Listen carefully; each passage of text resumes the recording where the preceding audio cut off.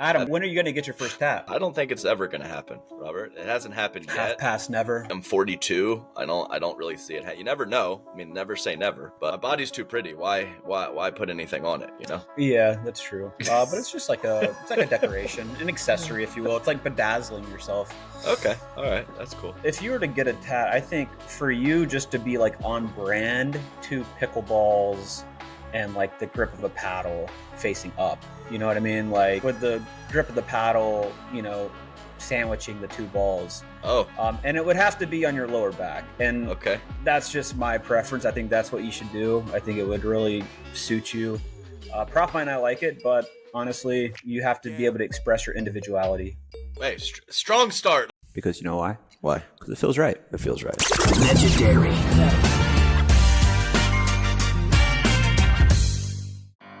Look how we made it this far. Haven't we made it, my love? Oh, honey. Look how we made it this far. Hasn't the pace been a long bit? Oh, honey. Take a look at where we are. You, I owe it to you. I owe it to you.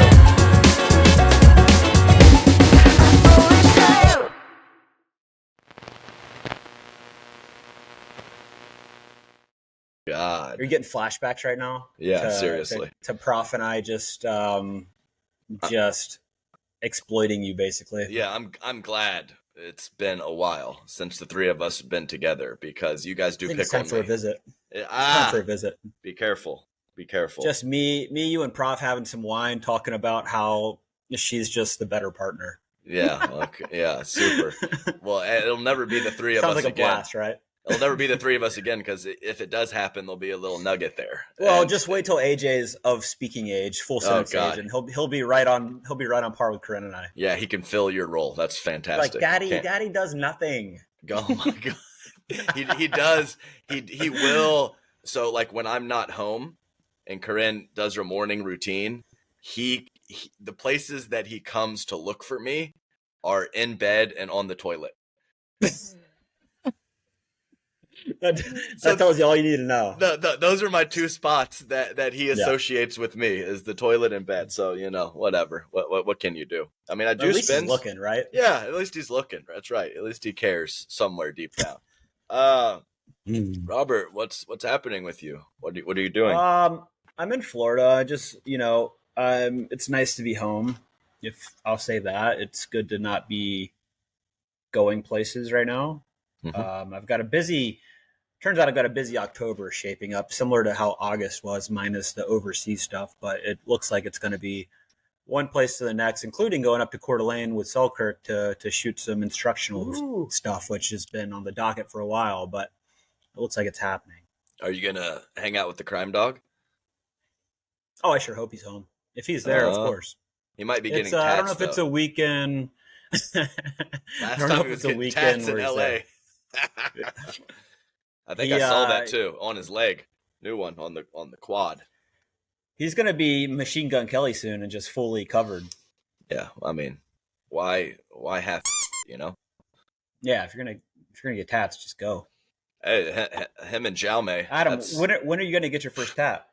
I don't think it's ever going to happen, Robert. It hasn't happened Half yet. past never. Yeah. I'm 42. I don't really see it. You never know. I mean, never say never, but I think it's blank canvas. My body's too pretty. Why put anything on it, Yeah, that's true. But it's just like a decoration, an accessory, if you will. It's like bedazzling yourself. Okay. All right. That's cool. If you were to get a tat, I think for you just to be like on brand, it would need to be like 2 pickleballs and like the grip of a paddle facing up. You know what I mean? Like, oh God, like with the grip of the paddle, sandwiching the 2 balls. Oh. And it would have to be on your lower back. And Okay. that's just my preference. I think that's what you should do. I think it would really suit you. Prof might not like it, but honestly, you have to be able to express your individuality. Hey, strong start on IFR today. Let's go. We're really doing it. What are we? 3 minutes in, and we're talking about paddle expressing handle your individuality. and balls tattoos. Okay. Yeah. Rob, I wanted to do just a little like light rundown of the rest of year schedule. So what is Sure. left? What is left for APP? APP, we've got. So I'll just give you a little rundown of my October as well. So APP, we have Dallas at, I think it's October 10th ish, something like that.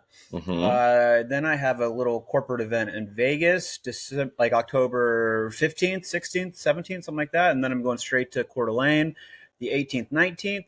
And then I'm going to stay West Coast and go to APP SoCal in Newport Beach, which I believe is like October 24th.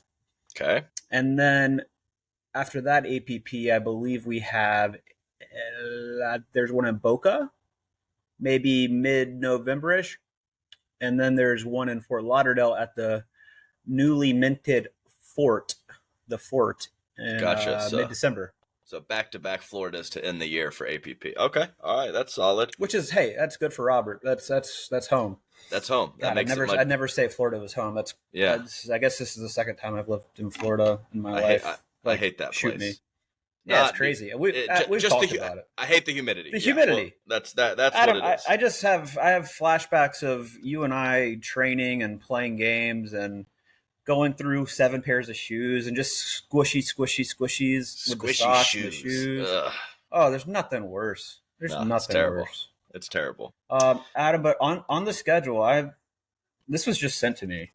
I don't know if you've seen this announcement. 14 September 2024, Pickleball World Rankings, invitation to express interest for the exclusive PWR Duper Indian League.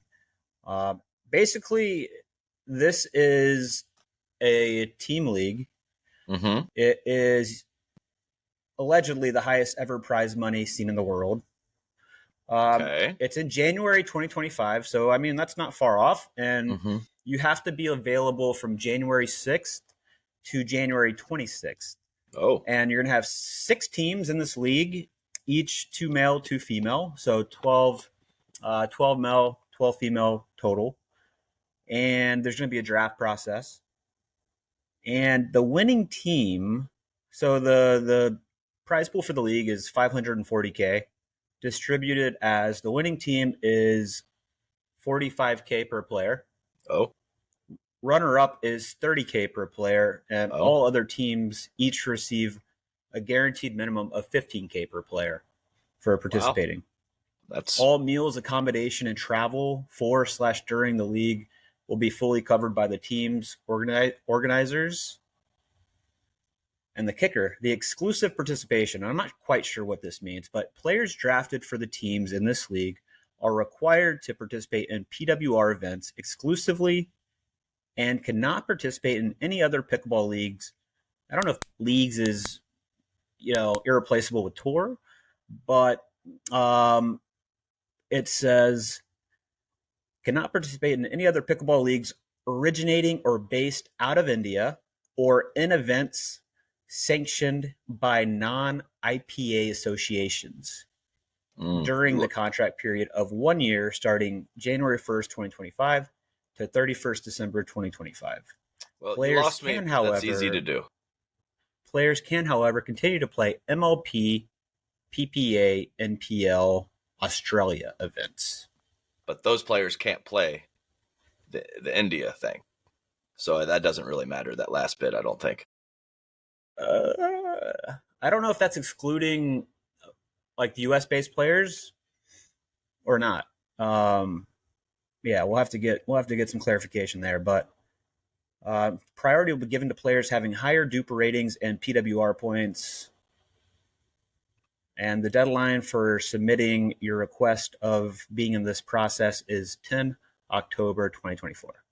So, I mean, pretty interesting stuff happening in the international landscape.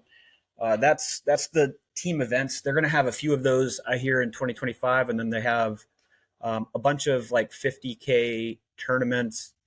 But I do believe in March 2025 in Dubai, they're going to have a $1.5 million event. That's chunky. That's chunky. That's real chunky. Yeah. That's real chunky. And it'd be, And I think there's ongoing stuff on who's going to be able to play a lot of this stuff. But man, that whets my appetite a little bit. Yeah. Well, hope. I mean, you're a free agent, so hope as few people as possible can play. That just makes nobody. It makes it better. Definitely. No, those are some serious numbers and really not that far off. I know we have some, like, I mean, you have that as its own separate entity. Then you have, MLP Australia. You got PPA doing some international, baby. That's fantastic. So, no, that's really cool, and that's going to pull Adam. That's going to pull a lot of new players, like that are very early in the process, probably of learning the sport. Maybe come from tennis or other racket sports, badminton, etc. It's gonna really motivate some people internationally. I think we're going to see a solid wave of new international talent, which is awesome for the game. International, it's good. It's just good. The more the merrier. And then of course it's the trickle down effect. You get some pros, you get some results for some different country players, and then that just people see it. People like it. Yeah. Amateurs like it. Aspiring pros like it, and it just builds the player pool, and that's an everybody win situation. So I love the international stuff, and to hear the chunkiness of that is pretty good. I like how you're using chunky as like a positive. Chunky. That's nice, Adam. Chunky prize pool. Chunky. Like chunky's a good thing, right? Yeah, absolutely. It's good to be chunky. Yeah. Believe me, it's good to be chunky. So, no, that's good stuff. Always on board with the international stuff, and we have an MLP New York coming up. After New York, 3 regular season events. And then there's 2 playoffs. Round 1 will be in Dallas. Round 2 will be in Orlando. So, slowly getting towards the end of the season. And only about 4 or 5 PPAs as well, with the year-end championships being at the beginning of November. So we have some solid continental United States stuff all over the place for the rest of 2024, and then sounds like the beginning of 2025 we'll have some international stuff popping. So this is PPA exciting. has Australia right early in the year. Yeah, that's what I'm saying. So it's not very cool. It's not just one entity doing it. Everybody's getting in the international market, and why not? Like I always say, there's a lot of people in India. There's a lot of people in Southeast Asia. Let's get them on board, baby. Let's get them on board. And not only are there a lot of people there, but when there are involved and you're able to make money playing those games, what happens? Oh, say that again. Oh, people get good at it. When there's a lot of people, yes.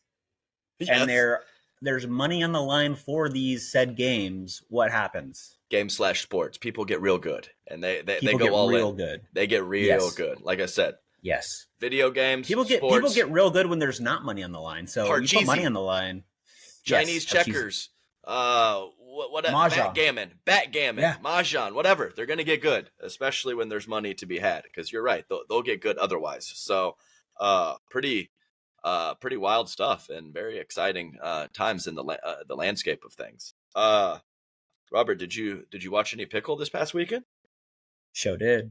Watch some pickle. It's always fun. It's always fun to see upsets. It's always fun. Of course. Always I mean, fun, that's especially in a best of 5, Adam. Yeah, like that's really solidified. Makes it more difficult. That's the American way. So it's lonely on the top. So people want to see upsets. They want to see that action. And it was a good weekend for that. So it was very nice. Yeah. And Robert, I was on the mic for the first time ever as play-by-play, and I had Rob Cassidy next to me. Cobb Rassity, his alter ego. Yes. Rob was there, and I didn't realize this. So you and Rob Cassidy made a final of a PPA event. Is that true? Yeah, that was Dallas, Texas. Yeah, I think that was Texas. Fantastic. Where, it was, it's achieving the impossible, Adam. Not everybody can do it. And Just I was Adam, believe it another or day. not, I was Just another I day. was one game I was one game away from going to 2 finals on Championship Sunday. Oh wow, this was in mixed, I take it, or singles? No, buddy, singles. Singles, Robert. It was a semifinal. I was playing J-Dub, and I beat him first game, like, pretty easily. But, you're playing all this in one day. Dude, I'd be a beast in progression. But this is third or fourth match in. Robert's tired. He's done. I just absolutely ran out of gas after I won the first game against J-Dub, and then the second game was close, and then he just drubbed me in the third game. But one game away, Adam, from 2 Championship Sundays, which would have been silly. Yeah, kids don't get tired. That's a tough break in game 3 for you. So, no. Yeah, no, I still remember the 17-15 game 1 against Tyler Loong, 4 years ago, and when your knee kind of exploded. And that was the beginning of the end of your singles career, I think. But I know you can stripe a groundie. I know you can. That was literally maybe the day that COVID happened. No, it was. It was that last tournament. The last tournament was the California Open, like an unaffiliated tournament with anything. In March, and basically shut it down. That's when I went to North Carolina, and they haven't been able to get rid of me since. So it's been, that's good nostalgia there. Good old school results. So, I will have to say, play-by-play is very different than analyst role. It's a whole different routine. I think more responsibility, right? Yes, I kind of panicked a couple times. I definitely talked too much. I always talk a lot, but I feel like it was elevated. But it was fun to get in there with Rob Cassidy and kind of get it going. So it was a good Adam, time. People don't necessarily need people get pro commentators get so mad when I critique this stuff, but any names you want to use? No, we don't need people want casual conversation, which is why you and Rob are great together. Because it's just, it doesn't need to be buttoned up and professional. Again, we're out here hitting wiffle balls with all kinds of paddles that have been manipulated, and some made more poppy than others, some with more grit than others. It's crazy. It's chaos. We're talking about pickleball. It's a wiffle ball, a ball that has holes in it. That's plastic. That's yellow. My God, dude. Let's just shoot. Yeah, it's just wild. There's plenty of positive remarks and positive feedback, but it just seems that the people that don't like it just hate it so much and just blow it up way more than the people that like it. So that internet's it's like restaurant that's a silly reviews, place, right? Yeah, that's right. That's true. Yeah, nice. I had a nice meal, and then there's a novel about the person who didn't like the service or didn't like the sauce that came with their chicken or whatever the case may be. So no, I'm with you. Pickleball in between the lines, not solved. Neither is commentary. We always talk about it, but it was a good run with Cassidy, and maybe I'll squeeze in that play-by-play role a little bit better next time. But lots of action. We'll just start off with number 20 seed Hunter Johnson, men's singles, the field with the most parity. Granted, he probably shouldn't be a 20 seed, but made a run all the way through. Played some really nice pickleball. Guys got great spin and power on both forehand and backhand, and he got it done and gave a couple pretty emotional interviews. After his semifinal, I think he was a little choked up. And then after the final, you could definitely feel the energy and the emotion coming from him. Gave a little shout out to his boy, Thomas Wilson, who of course we want to be back soon, as soon as possible. But it was kind of cool to see how much it meant to him. I know the guys, he plays every event. He's been putting in the work, and to break through in a major in Atlanta is pretty cool. 100%. And it's interesting, right? Because he's not a stranger to the podium in singles, right? Over the past couple of years, right? So, that's what sports is all about. It's, when people care, and it's been my big question mark with the PPA, right? Even with this being a major, even with it with there being more points on the line, it's, everybody's getting their salary, right? So it's like, to see that there actually is stuff on the line for the players is important, I think. And it shows that's what people want to watch. People want to watch a match where it really matters to that player if they're winning or not, not just casual, like, the who gives a shit kind of attitude is not super attractive. It doesn't make the viewing experience more entertaining. Like we have to have stakes, right? And part of the stakes is, it can be prize money, but it could also just be how much a player wants it and what it means to them. So yeah, really cool. Yeah, no, I agree. That's congratulations, Hunter, and also played a pretty fun match. I mean, I could watch Julian Arnold and Matt Wright play each other all day. I mean, it was relatively early on. I think it was like quarterfinals or something like that. Let's just get skinny singles going. Skinny singles of those two. I mean, that's all they do. That's all they do for their salary. Just show up and play skinny singles against each other.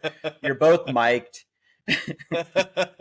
Oh, so good. So nice tournament for Hunter, and very, very funny crap talk between Julian and Matt. And normally, I think the numbers don't lie. I think Julian has got the bad end of that matchup, but not this time. So Julian Arnold, solid win there with Hunter Johnson. And of course, let's just go right into it.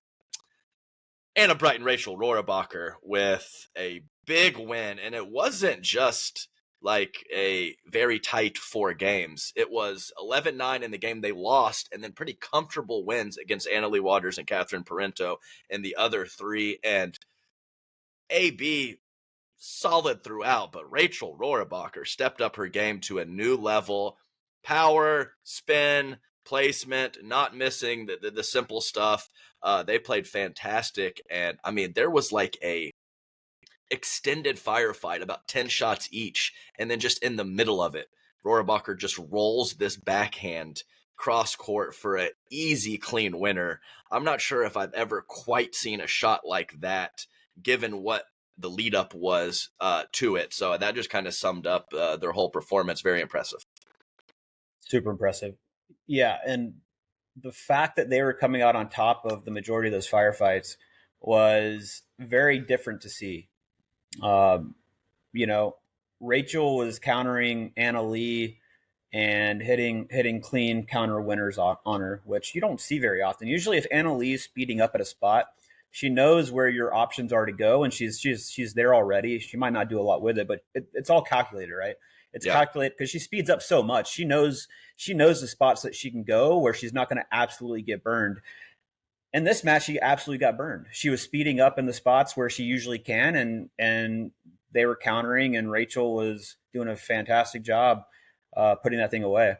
Yeah, so whether it was the initial counter from Rachel or the initial speed up from her, you could see a somewhat awkward paddle position for Anna Lee, which is almost unheard of. So she would be kind of jammed up or squeezed or not perfectly in her strike zone, which normally her combinations, her reload, and whatever else from Anna Lee is almost perfect, and she's hitting the ball the same every time, even if it's a little bit of a lunge or whatever. But this was something different, and it was the power that of Rachel Rohrabacher that caused that, and also just slightly exposed from Catherine Parento. So great consistency from Catherine. She doesn't miss a lot, but you can occasionally blow her up. And I haven't seen that in a while.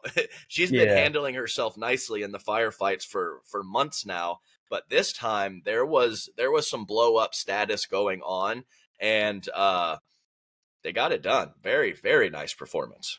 Looked like she was leaving some balls a little high too. She was a little uncharacteristically high. Yeah, you're right. Which usually she's able to keep those margins slim, but looks like it was popping a bit, and the ladies took advantage. So big win. Very obviously, it's fun to see upsets. I think it's going to take obviously a lot more than this to to be worried for Anna Lee and Catherine, but great to see. I don't know if you know this, but I haven't checked a bag since probably 2005. So I'm going on 20 years of no check bags. I only carry on. And what's made that really easy for me over the past couple years are Selkirk backpacks. Because little do people know, you get a personal item and a carry-on most carriers, and both items are big backpacks. I carry them on. I fill both of them to the brim, and they both count as carry-on. So I don't have to check a bag. It's important. No, I'm right there with you. And see that's the big boy. And I am past my playing days. So I do one big boy and one little smaller fella here that I can take with me from the hotel to the venue every single day. Leave the big boy there. Don't check bags. Get yourself some Selkirk gear. Small, medium, big. You need it. I don't have the small. I need the small. Somebody send me the small. But yeah, you're right, because I can put my little laptop and I don't have to take the big one. It's important. Selkirk, send me a small. I'll buy it. Oh, wow. Uh-oh, AJ time. Come on. Get your 15 seconds of fame here. AJ, you come up here, buddy. Look at that guy. Who is that, Mr. A? Oh, look at Mom. Oh, furrow your brow. Furrow your brow, AJ. Who is that? What's that guy doing?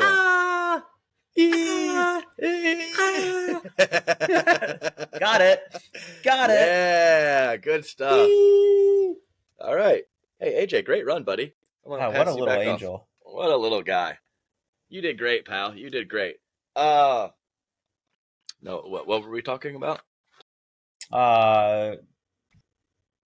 Don't know, but let's move on. I don't know. Let's move on. Yeah. Well, okay. So, Catherine, a little bit exposed. Let's switch over to the men's doubles semifinal, leading into Championship Sunday. And actually, it was a similar situation with Dylan Frazier. And I have not said that a lot. So J.W. Johnson, Dylan Frazier playing Jaume Martinez-Vick and Tyson McGuffin in the semifinals. And it was a very nice game plan and sticking to the game plan for Jaume and Tyson, especially Jaume straight up from Dylan. So I've actually been saying this for a little while now. Dylan's hands are amazing. They're so good from chest to knee, but he's not great at letting the ball go.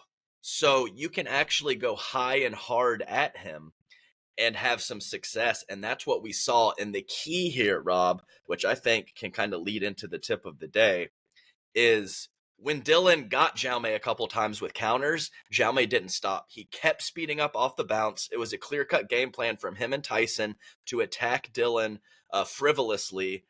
And even when Dylan, I believe it was maybe at the beginning of game 2, kind of had some go his way, Jaume kept his foot on the gas, stuck with the game plan, and they were able to beat the number 1 seeds in 2 games. Yeah, I think we've talked about it, not necessarily recently, but great weekend from Tyson. He's consistently, we talk about, where he lacks, but where he doesn't lack is he knows the game really well. He's a good strategist. He knows the spots you can get guys. He studies the game. He breaks down film. He really minimizes his weaknesses, and makes a ton of balls. And it leads to a lot of wins. Yeah, Championship Sunday in men's semifinal and mixed with Lacey Schneeman. So, TM, man, just continuing to get it done. And as I was saying about the tip of the day, is be careful going away from a solid strategy if it doesn't work out a couple times. And I do believe we've talked about this before, but it's so easy in the moment. If you have a well-crafted, thoughtful strategy going into a match, and your opponent happens to be on a couple of your speed ups and hits a great counter and you lose the point, don't go away from it. If they do it 15 times, sure, let's make an adjustment. But if there's a reason why you're doing something, it doesn't work out a couple times in a small sample size, stick with it and make sure that it's not the right strategy before you go away from it.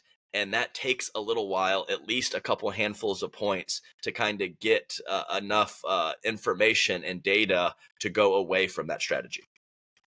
Yeah, I think it's really smart.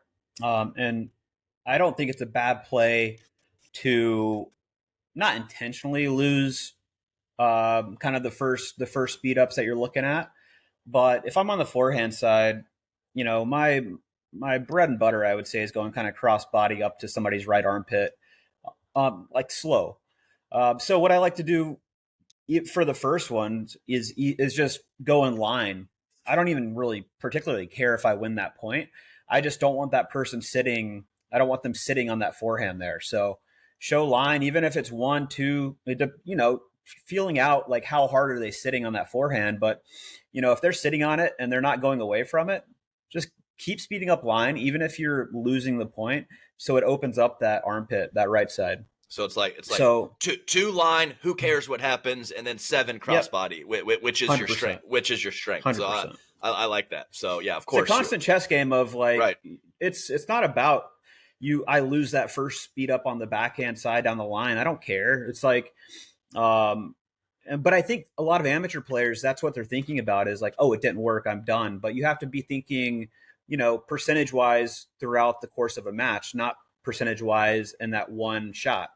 So, going down 0-3 in those first 3 speed ups, if you go line and then it opens up to where you're winning the next 5 body or middle, worth it. No, it's a good point. Yeah, it's always a back and forth, and it is a little tough to recognize when to switch back over or to see kind of where your opponent is leaning on those initial speed ups and where they're looking for the ball. But these are the things, if you want to take it to the next level, these are the things you have to notice in the moment and kind of get a beat and a read on that so that you can kind of have your optimum frequencies on the spots that you're going moving forward. So I think that's a great point, and just a little tidbit for some of those amateur 4.0 plus players that could kind of work that into their game. Yeah, and just know, guys, like when you're dinking cross court and you're going to the outside of their body, you're opening up a lot more options for them to hurt you. Which is why you see pros go to middle, like inside foot, so often. Mm-hmm. If you pull me out wide on my forehand, I have an angle to go line, and you're pulled out wide straight ahead of me, so you're covering a line a little bit more. So you're already leaning to the left if you're right in front of me. If I'm on the right, which if you're leaning left, I can go across your body and kind of catch you leaning to the left. I can go middle even more. I can roll a dink cross court, which your partner's pinching middle. You just create so many options for your opponent when you dink them out wide. So I think, and that's one thing you see so often still, Adam, at the amateur level is, going backhand to backhand wide, going forehand to forehand wide. And it's all you're doing is, at higher levels, that's going to really get you into trouble. So as best as you can, mix it in occasionally, sure, because you might get a pop-up when you have them moving while they're dinking. But for the most part, try to stay at that inside foot. Yeah, and another thing also is when I am playing the right and I get spread out wide to my forehand, especially in men's doubles, that allows me to get the player in front of me with their backhand extended. So these guys cover their chest so well, and they really punch that counter attack. And sure, guys have some two-handed backhand counters now, and they've gotten a little bit better at it, but I think it's a big deal. If you don't give me fully out wide, I cannot get you extended to where I can win. If I'm going to attack your backhand and the ball's not fully out wide, I'm going right here to my opponent, and that's a problem. So, sure, I agree with you. Don't not go there. Mix it in, but don't just hit 5 in a row or 7 in a row to that spot if you're getting hurt by your opponent, because they do have those offensive opportunities from that position, especially as you creep up the ranks of level. So couldn't agree more. And okay, last note for the PPA this last weekend. So we had the Johns brothers back on top, and Colin playing a hint more aggressive and having some more speed ups, funneling the ball over to little bro, and also having some success himself with some combinations. And I know that this was insanely long ago, but I actually played left with Colin at a PPA event early on, and this is the style that Colin played. He has a pretty solid forehand off the bounce speed up, and he can put it to a couple different locations, and he's pretty good at hitting that forehand speed up and then sitting on his backhand for the next ball. So kind of a combination. So I love this adjustment from Colin, amping up the aggression. I'm not saying he's Gabe Tardio out there or Christian Alshon from the right, but he didn't just fall into that comfortable, make everything pattern, let partner do his thing. He took it to some of these teams, and that was good to see from him. Yeah, it's a requirement, right? Adjustment wise, it's what they were doing wasn't working. The same game style. So this is a perfect example of the game evolving and teams having to evolve based on opponents getting better and seeing the court in a different way and trying new strategies. So good adjustment, and I would expect to continue to see probably more aggression on that right. Yeah, I mean, like I said, this was like 3 years ago. I get it. But Colin, man, he was eating up Riley Newman, and this is not like Riley's had a little resurgence the last few tournaments, but this was when Riley was elite, like a clear cut number 2 type men's doubles player, and Colin was just beating him line and getting pop ups off of his speed ups and doing his thing. So I've always known and thought that it was in there, but at the same time, I get it. So much success for Colin, just bunting the ball over and getting wins that way. Nice to see him come out of his comfort zone a little bit and do his thing. So nice performance by him. And the drought is over for that team, and we'll see what happens these last couple tournaments of the year, if that was possibly a fluke and they go back to having some early losses, or they stick with this and maybe get 2 or 3 more titles the rest of the year. Fun times, really. In men's doubles, with the parity really kicking up, and and not being just knowing what's going to happen that we have seen at chunks of time in the past. So also, Rob, we had a little close call replay system. So very nice to have those cameras. There was a little bit of rumblings about the actual rule, which had nothing to do with the cameras or the close call replay system, but this kind of rule where if 25, regardless of where the ball is contacting the court, if 25% of the ball is over the line or more, that ball is considered in. And I think the point of the rule was to lean more towards in calls than out calls, but there was some rumblings and some talk amongst the players and the fans about that particular rule for the new cameras. Did you see that, or what do you think about that situation? Yeah, I don't think it's one size fits all. I think, a ball on a dink is very different than a ball on an overhead. You can say that the ball doesn't compress at all, but it does. Like it's not it's not that hard of plastic. The ball will change shape. That's why balls go out of round. So a ball that you crank on an overhead, it will, you watch the tennis Hawkeye, like it leaves like a trail, right? It looks like a little comet. Like a skid, yeah. Yeah, and that's, of course, not happening to the same extent. But at the same time, it's a plastic ball and it's on concrete, essentially. It will also have that little slide effect, to an extent. So I think it's a different scenario for the different shot, right? Like if you're hitting a soft dink where it's truly just going to land on its center point at the bottom.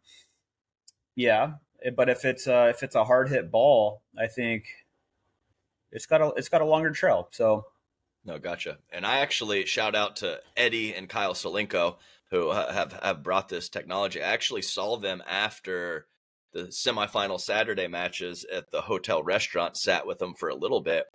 And Kyle has done a little bit of research, and he said, if you just hold the ball head high and drop it, the ball actually compresses more than when you hit an overhead, like deep in the court, that skids.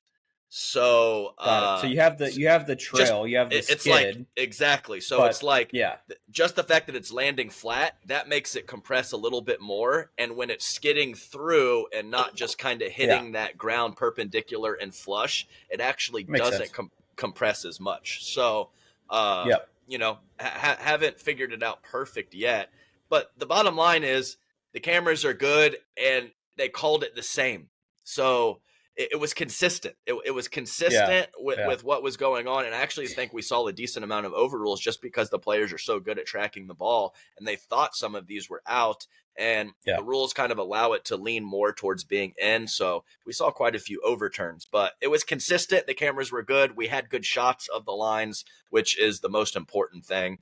Who knows if this exact rule will stick or they'll change it up or whatever, but it was a great development either way. You know who it didn't help, Adam? Who's that? DJ Young. What happened? In singles. What did he do? He posted. I guess he was on a court that didn't have before. I don't know, but he was playing Loong, and he screenshotted probably 3 or 4 balls that were clearly in that Loong called out. So can't win them all. Can't win them all. Yeah. But also DJ stopped playing singles. Stop. Right, but I believe that was like first round, and I heard it was pretty juicy, and there was like some fan heckling, and it was a pretty heated match. I did not see the screenshots from DJ, but I don't know. I have played Tyler Loong a lot, and I don't really remember thinking that I was getting ripped a lot, but it seems like a decent amount of players disagree with me. I know Travis Rettenmeyer has just flat out said it publicly that that he's had some issues there. So I did not see that from DJ Young. Love DJ. Good buddies off court with DJ. So that's too bad. Stop maybe playing singles. easy fix. easy fix. Just don't play singles. It's that simple. So just relax. Just relax, man. DJ, don't when's, do it. When's New York's this week? Yes, it is. It starts Thursday, I believe. And you're going? No, I'm not. The SoCal Hard Eights are not playing. So we had quite a few early round matches or early tournament matches. So no New York or no Miami for the SoCal Hard Eights. So it's actually with the rankings, there's a discrepancy in matches played. So the next couple tournaments will really kind of get everyone on the same level. So we'll see how the points stack up and which teams are in the hunt, not in the hunt, etc. So no, I clearly love MLP. Very excited to, hopefully little baby AJ allows me to get some watching in this weekend. But Central Park, New York. That's cool. Good vibes. Been a little while since we've had an MLP. I think it's been 2 or 3 PPA since we've had an MLP. So let's go. Should be fun. And it's just a standalone, right? There's no tour event. No, that's correct. So there's a back-to-back MLP PPA in Virginia Beach the following weekend and week, but this one is just MLP New York. No piggyback situation. Hey Rob, did you see a tweet where they were talking about Mookie Betts? So Mookie Betts had he was in the outfield. So that's what they're doing in MLB games now. They're in the outfield and they talk to him for like half an inning. Sometimes it can be a few minutes.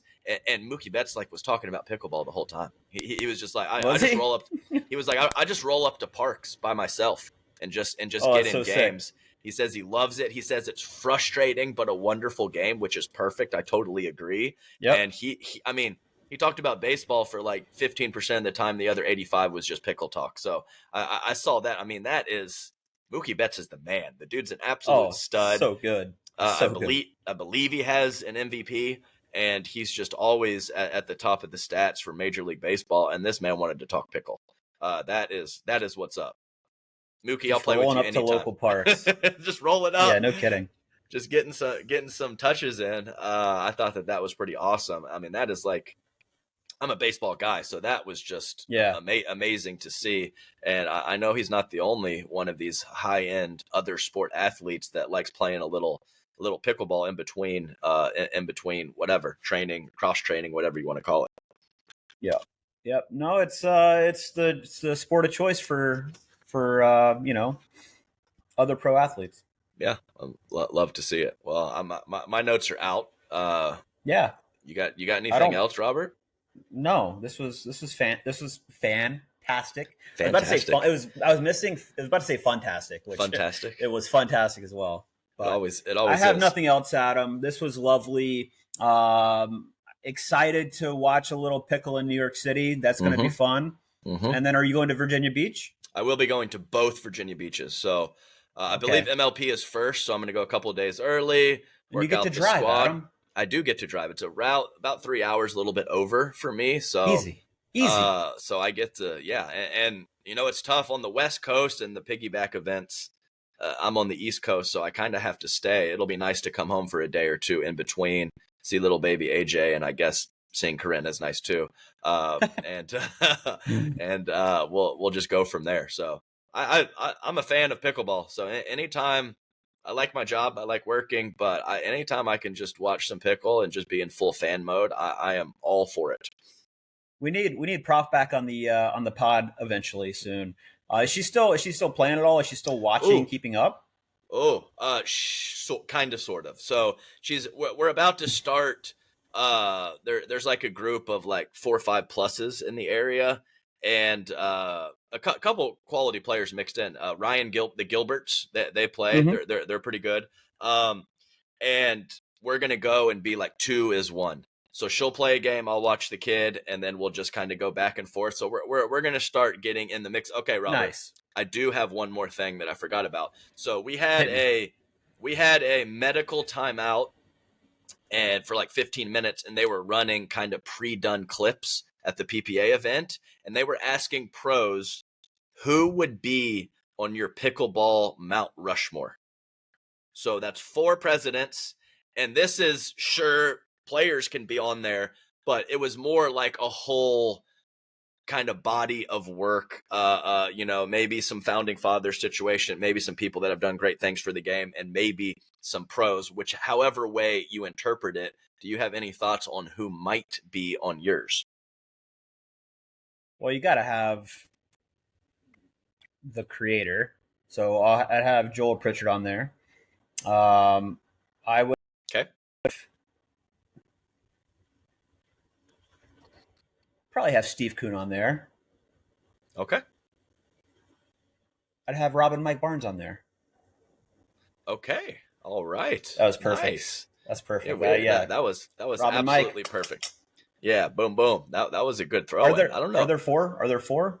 There, I think there's 4. Yes, I think there's 4. So a couple people that I thought of. One was John Gullo, who started Tournament of Champions and actually put together the first pro league. It didn't quite make it, the PPF. So I think that is someone, and I also actually like putting Simone Jardim on there. I think that she was one of the first ladies to go that style of new age pickleball. So when she burst onto the scene, it was still pretty structured, dinky dunky women's doubles, and Simone really changed the way the game was played, and one of the first ladies that played the new age style. And she's also done a ton of teaching and a ton of that kind of stuff. So you pair those two together, I think it's pretty reasonable that she would be on there. But I like I like it.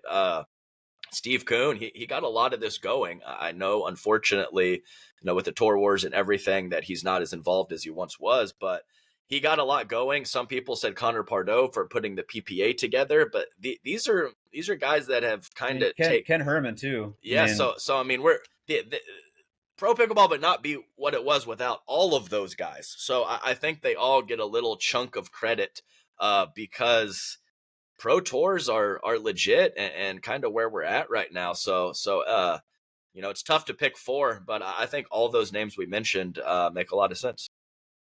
Yeah. All right. A lot of people to give credit to in this, For sure. And it's going to keep changing too. I mean, there's going to be what we have now.